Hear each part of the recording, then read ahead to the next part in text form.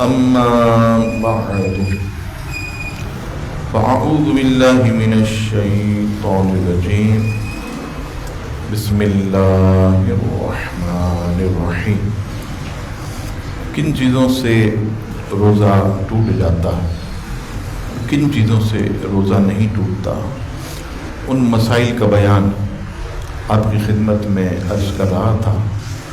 مزید اس سلسلے کو آگے بڑھاتے ہیں۔ ہم جب وضو میں یا اس کے علاوہ روزے کی حالت میں یا اس کے علاوہ بھی جب ہم کلی کرتے ہیں تو کلی کرنے کے بعد پانی کی ایک تری جو ہے یہ ہمارے منہ میں رہ جاتی ہے۔ عموماً لوگ یہ سمجھتے ہیں کہ یہ جو تری جو بقیہ ماندہ کلی کرے گیا، اب اس کو اگر ہم نگل لیں گے تو اس سے روزہ ٹوٹ جائے گا۔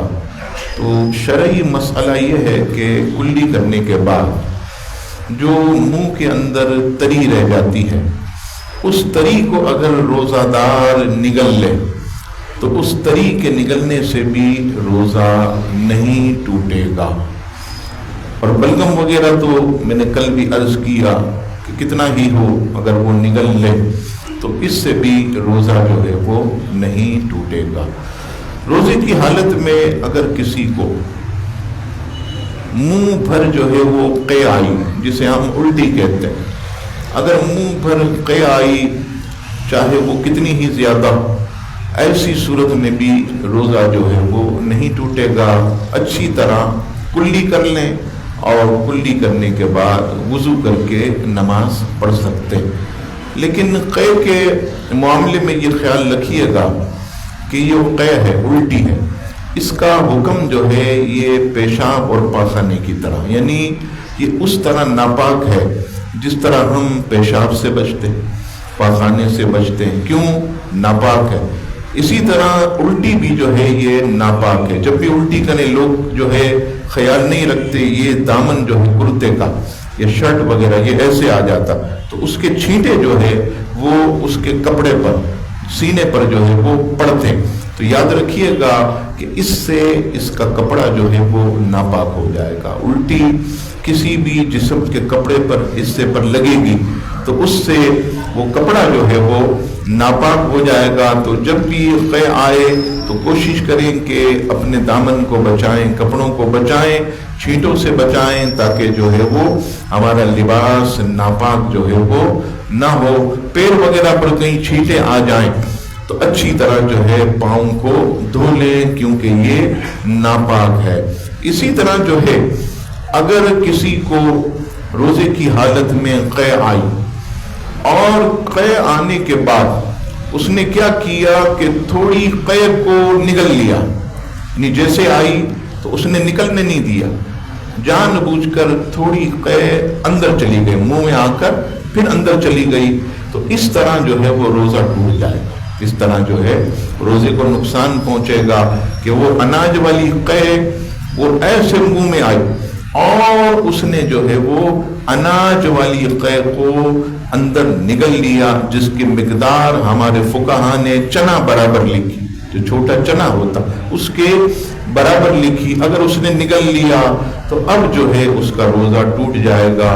کل کسی صاحب نے پوچھا کہ روزے کی حالت میں یہ کھٹی کھٹی ڈکاریں آتی ہیں اور بعض اوقات صبح اٹھنے کے بعد سالن کی سی تری جو ہے وہ ہماری، یا روزہ بند کرنے کے بعد سونے کے لیے جب ہم جاتے ہیں اس وقت ہمارا حلق کے اندر تیکھا پن سا محسوس ہوتا، تو کیا اس سے روزہ ٹوٹ جاتا ہے؟ تو یاد رکھیے گا اس سے روزہ نہیں ٹوٹتا۔ حلق کے اندر مرچ کی تلخی محسوس ہو، تھوڑی سی جو ہے جو مرچ وغیرہ ایسے گلے کے اندر آئی، گلا جو ہے اس میں تیکھا پن محسوس کیا، روزہ نہیں ٹوٹے گا۔ کھٹی ڈکاریں آئیں تو بھی روزہ نہیں ٹوٹے گا۔ لہذا کوشش بھی کریں کہ سحری میں جو ہے وہ ہلکا پھلکا کھائیں، سحری کے اندر کم سالن، زیادہ روٹی، اور اسی طرح جو مرچ والی چیزیں، جو کھٹی کھٹی ڈکاروں والی چیزیں ہیں، اس سے پرہیز کیا جائے، ٹھنڈی چیزیں کھائی جائیں اور ہلکی پھلکی غذا استعمال کریں تاکہ پورا دن جو ہے ہم مزے میں رہیں۔ پورا دن الحمدللہ. آپ دیکھیے کہ جو ہلکی پھلکی سحری کرتے ہیں وہ روزہ جو ہے وہ ظہر میں وضو کرتے ہیں اور آرام سے اس وضو سے تراویح پڑھتے ہیں, بڑے سکون میں ہوتے ہیں. کیوں؟ وہ اس چیز کو زیادہ جو ہے وہ استعمال نہیں کرتے جو تیکھی ہوتی ہیں, مرچ والی ہوتی ہیں, اور بہت زیادہ سالن کثرت سے استعمال. آپ جانتے ہیں ہمارے یہاں جو ہے وہ چاول سے سالن نہیں بلکہ سالن سے چاول کھاتے ہیں, ایسے بھر بھر کے سالن ڈال رہے ہوتے ہیں. پھر آتے امام صاحب معدے میں درد ہے, پھر جو ہے امام صاحب سینے میں, ارے اتنا سالن ڈالو گے تو یہی حال ہوگا. ایسا لگتا ہے سالن کو غسل دیا گیا, چاول کو غسل دے دیا گیا سالن میں. تو یہ تیزابیت کا گھر ہے. ہم خود اپنے دشمن بنے ہوئے, اپنے معدے کے دشمن بنے ہوئے. تو خاص طور پر ہلکی پھلکی غذا آپ سحری میں کھائیں تاکہ آپ کو کسی قسم کی جو ہے وہ تکلیف اور پریشانی کا سامنا نہ ہو. روزے کی حالت میں جو ہے, جیسا کہ میں نے کل عرض کیا تھا کہ دھواں وغیرہ اگر حلق میں چلا جائے, کہیں سے آپ گزر رہے ہیں, گاڑیوں کا دھواں ہو یا کہیں آگ لگی ہوئی ہو, کوئی کچرا وغیرہ جلایا ہو, تو اس کا دھواں اگر آپ کے منہ میں چلا جائے تو اس سے بھی روزہ نہیں ٹوٹے گا. جب ہم سحری کرتے ہیں تو بعض مرتبہ بوٹی کے ریشے یہ ہمارے دانتوں میں پھنس جاتے ہیں. جو حضرات پان اور گٹکا استعمال کرتے ہیں تو جو سپاری ہے باریک سی وہ دانتوں میں کہیں نہ کہیں پھنس جاتی ہے. اب کیا ہوتا ہے کہ دن کے وقت جب ہم اپنے کام میں مصروف ہوتے ہیں تو اچانک وہ بوٹی کا ریشہ منہ میں آ جاتا, وہ سپاری کا وہ جو چھوٹا سا ذرہ وہ منہ میں آ جاتا. تو اس کے بارے میں کیا حکم ہے؟ تو اس میں یاد رکھیے گا کہ بوٹی کا ذرہ یا سپاری کا دانہ یہ اگر چنا برابر, چھوٹا جو چنا ہوتا ہے آپ جانتے ہیں کالا چنا برابر اگر وہ چیز ہوئی, میری نالج کے مطابق چنا برابر نہیں ہوتی, بوٹی کا ذرہ بھی بالکل چھوٹا ہوتا اور سپاری کا جو دانہ وہ بھی بالکل باریک سا ہوتا. تو اگر وہ روزے کی حالت میں وہ منہ میں آیا اور منہ میں جیسے آیا آپ نے نگل لیا, بوٹی کا ریشہ آپ نے نگل لیا, یہ سپاری کا جو دانہ وہ آپ نے نگل لیا, اس کی مقدار چنے برابر نہیں, چنے سے چھوٹی, تو ایسی صورت میں جو ہے وہ آپ کا روزہ نہیں ٹوٹے گا. اور اگر آپ نے یہ کیا ذرا دیکھوں تو صحیح چنے برابر ہے یا نہیں, ایسے آپ نے بوٹی کا ریشہ نکالا, ایسے سپاری کا دانہ نکالا اور پھر منہ میں ڈال لیا, پھر وہ کتنا ہی چھوٹا ذرہ ہو اب آپ کا روزہ جو ہے ٹوٹ جائے گا, کیونکہ باہر کی نکال چیز آپ نے پھر جو ہے منہ میں داخل کی, تو اس سے آپ کا روزہ جو ہے وہ ٹوٹ جائے گا. اگر منہ میں چنے سے کم یا چنے سے بالکل چھوٹی چیز ہو, بوٹی کا ریشہ سپاری کا دانہ اندر ہی اندر آپ نے نگل لیا, تو ایسی صورت میں جو ہے آپ کا روزہ جو ہے وہ نہیں ٹوٹے گا, نہ ہی روزے پر کوئی چیز اثر انداز ہوگی.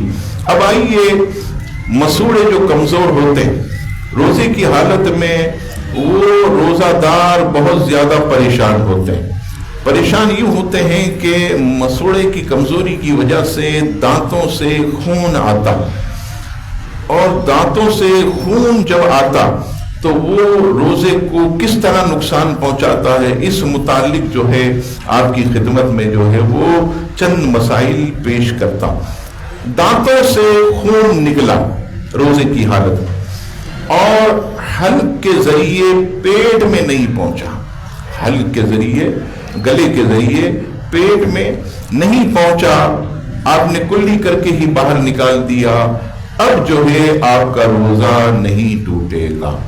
دانتوں سے خون آیا, بعض ایسے مسوڑے کمزور ہیں انگلی لگاتے ہیں ایسے خون نکل آتا, مسواک کرتے ہیں خون نکل آتا. تو ایسی صورت میں اگر منہ ہی کے اندر دانتوں سے خون نکل کر منہ ہی کے اندر رہا, حلق سے نیچے نہیں اترا اور کلی کر کے آپ نے پھینک دیا, تو ایسی صورت میں آپ کا روزہ نہیں ٹوٹے گا. لیکن روزہ دار کے دانتوں سے خون نکلا اور تھوک کے ساتھ حلق میں چلا گیا, تھوک کے ساتھ حلق میں چلا گیا, تو اب دیکھا جائے گا کہ تھوک کی مقدار زیادہ ہے یا خون کی مقدار. تھوک کی مقدار زیادہ یا خون کی؟ یہ کیسے پتا چلے؟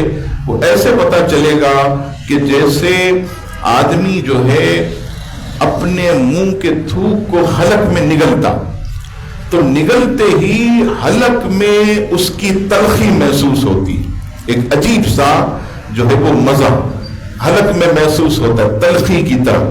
اب یہ نشانی ہے کہ تھوک جو ہے یہ کم ہے، خون غالب ہے، خون جو ہے وہ تھوک سے زیادہ، اسی وجہ سے حلق کے اندر جو ہے وہ تلخی محسوس ہو رہی ہے، اور تلخی محسوس نہ ہو تو یہ نشانی ہے کہ تھوک جو ہے وہ زیادہ، خون جو ہے وہ کم ہے۔ تو یہ یاد رکھیے گا، اور یہ آپ منہ سے نکال کر بھی دیکھ سکتے ہیں۔ اگر آپ بیسن پہ جائیں اور ایسے تھوکیں تو آپ دیکھیں کہ اگر لال رنگ زیادہ، لال رنگ جو ہے وہ زیادہ، تو سمجھ جائیے کہ تھوک جو ہے یہ غالب ہے، معاف کیجئے گا خون جو ہے وہ غالب ہے۔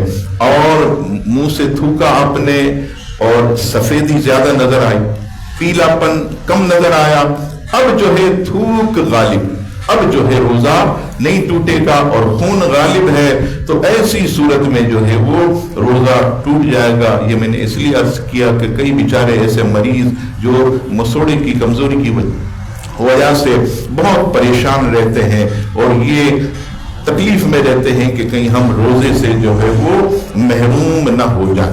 اسی طرح بعض لوگ جب گفتگو کرتے ہیں تو آپ نے دیکھا ہوگا کہ منہ سے تھوک نکلتا ہے۔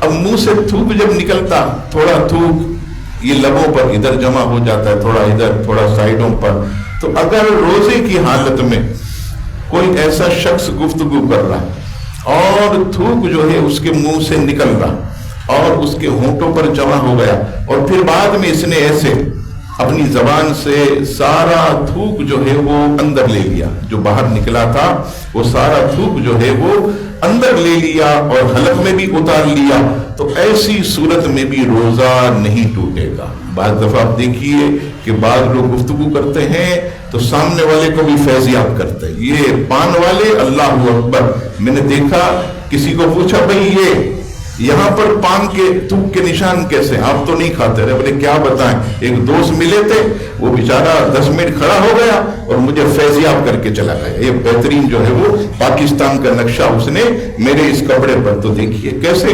ارے خدا کے بندو، جب تمہیں پتا کہ سامنے والا بیچارہ تکلیف میں آئے گا تو پھر اتنا قریب جا کر تمہیں گفتگو کرنے کی ضرورت کیا ہے کہ سامنے والے کے بیچارے کے۔ آپ دیکھیے بعض اوقات بائک پر کسی کو بٹھائے تو یہ پیچھے کا حصہ میں نے دیکھا یہ تھوک سے رنگین ہوگا، تو میں نے کہا یہ پیچھے کہاں سے تھوک آیا؟ تو کہا ارے وہ ایک پان خورے کو بٹھایا، گٹکے والے دامت برکاتم عالیہ کو، وہ پیچھے بیٹھا بولتا ہی چلا جا رہا ہے، پیچھے سارا میرا جو ہے وہ کرتا اس نے جو ہے وہ تھوک سے رنگین کر دیا۔ اب بتائیے ایسا نہیں کرنا چاہیے۔ حقوق العباد کا مسئلہ، ایک آدمی بیچارہ آپ کو پیچھے بٹھا رہا ہے آپ کی آسانی کے لیے، اور آپ جو ہے وہ اس کے کپڑے کو جو ہے وہ خراب کر رہے ہیں، تو اس سے ہمیں خود بھی بچنا چاہیے۔ یہ اخلاق کے بھی منافی ہے، اس سے ہم سب کو پرہیز کرنا چاہیے۔ ہمارا وقت پورا ہو گیا، بقیہ انشاءاللہ مسائل آپ کی خدمت میں کل جو ہے وہ عرض کروں گا۔ اسی طرح ذوق و شوق کے ساتھ تھوڑا جلدی آیا کریں تاکہ علم کی باتیں سیکھنے کو ملے۔ اللہ تعالی ہم سب کو علم دین کی اور ماہ رمضان کی برکتیں نصیب فرمائے، آمین۔ وما علینا الا البلاغ۔